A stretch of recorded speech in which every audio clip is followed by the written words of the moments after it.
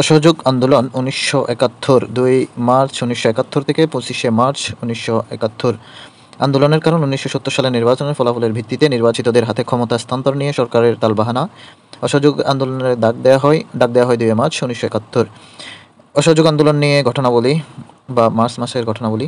১ March president Yahya ৩ মার্চে অনুষ্ঠিত হতে যাওয়া জাতীয় পরিষদের অধিবেশন বন্ধ ঘোষণা করেন। ৪ জন ছাত্রনেতা এক বৈঠকে বসে স্বাধীন বাংলা ছাত্র সংগ্রাম পরিষদ গঠন করেন। স্বাধীন বাংলা ছাত্র সংগ্রাম পরিষদের সদস্য ৪ জন হলো নূরে আলম সিদ্দিকী, শাহজাহান সিরাজ, আসাম আব্দুর রউফ, আব্দুল কুদ্দুস মাখন। উল্লেখ্য, এই ৪ জন ছাত্রনেতাকে বলা হতো মুক্তিযুদ্ধের ৪ খলিফা। ২ মার্চ জাতীয় পতাকা প্রথম উত্তোলন। ঢাকায় ১৯৭১ সালে প্রথম হরতাল হয়। বিশ্ববিদ্যালয়ের ছাত্রলীগ ও ঢাকা বিশ্ববিদ্যালয় কেন্দ্রীয় ছাত্র সংসদ ডাকসু নেতৃবৃন্দ মানচিত্র খচিত স্বাধীন বাংলাদেশের পতাকা উত্তোলন করেন আসাম আব্দুর রউফ, তৎকালীন ঢাকা বিশ্ববিদ্যালয় ডাকসু ভিপি, যিনি ঢাকা বিশ্ববিদ্যালয়ের বটতলায় এই পতাকা উত্তোলন করেন। ৩ মার্চ বাংলাদেশকে প্রথম স্বাধীন সার্বভৌম রাষ্ট্র ঘোষণা করা হয় স্বাধীনতা ইস্তেহারে। আর সেই স্বাধীনতা ইস্তেহার হয় স্থান পল্টন ময়দানে। ঘোষণাকারী ছিলেন স্বাধীন বাংলা ছাত্র সংগ্রাম পরিষদ। ইস্তেহার ঘোষণা পাঠ করেন শাহজাহান সিরাজ, সভায় সভাপতিত্ব করেন নূরে আলম সিদ্দিকী। এই ইস্তেহারে ১ নম্বর স্বাধীন সার্বভৌম বাংলাদেশ প্রতিষ্ঠা ও সমাজতান্ত্রিক অর্থনীতি চালু করে কৃষক শ্রমিক রাজ কায়েম করার শপথ গ্রহণ করা হয়। ২ আমার সোনার বাংলা আমি তোমায় ভালোবাসি গানটিকে জাতীয় সঙ্গীত হিসেবে গৃহীত বা স্বীকৃতি দেওয়া হয়। ৩ স্বাধীনতা ইস্তেহারে ৩টি লক্ষ্য নির্দিষ্ট করা হয়, সেগুলো বাঙালির বাংলা সাহিত্য ও সংস্কৃতির পূর্ণ বিকাশ, বৈষম্যের নিরসন ও গণতন্ত্র প্রতিষ্ঠা।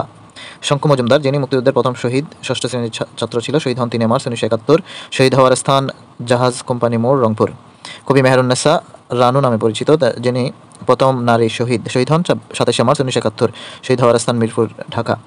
ফারুক ইকবাল ঢাকায় ও শঙ্কু মজুমদার দুইজনেই ৩ মার্চ শহীদ হন। সরকার ২০১২ সালে শঙ্কু মজুমদারকে প্রথম শহীদ হিসেবে স্বীকৃতি দেয়, কিন্তু ফারুক ইকবালকে স্বীকৃতি দেয়নি। সুতরাং অপশনে শঙ্কু মজুমদার না থাকলে ফারুক ইকবাল উত্তর হবে।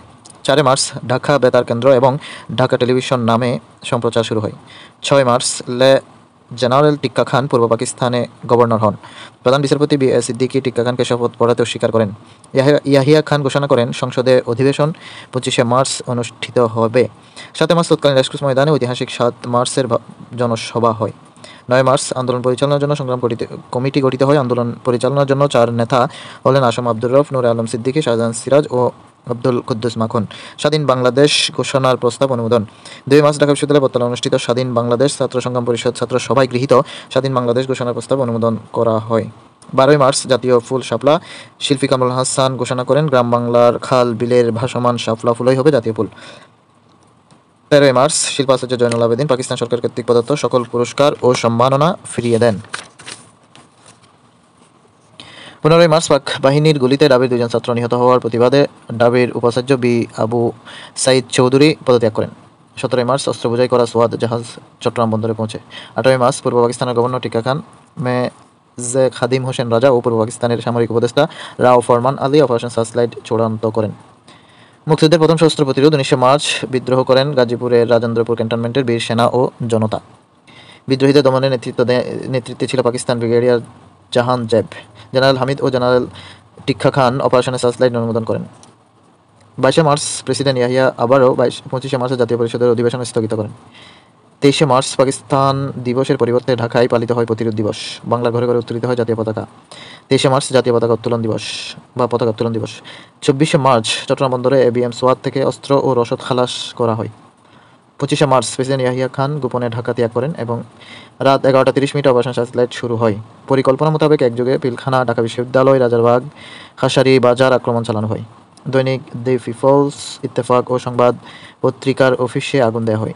ইকবাল হলের ২০০ জন ছাত্র শিক্ষক নিহত হয়। শুধু ঢাকায় ৭,০০০ বাঙালি নিহত হয়।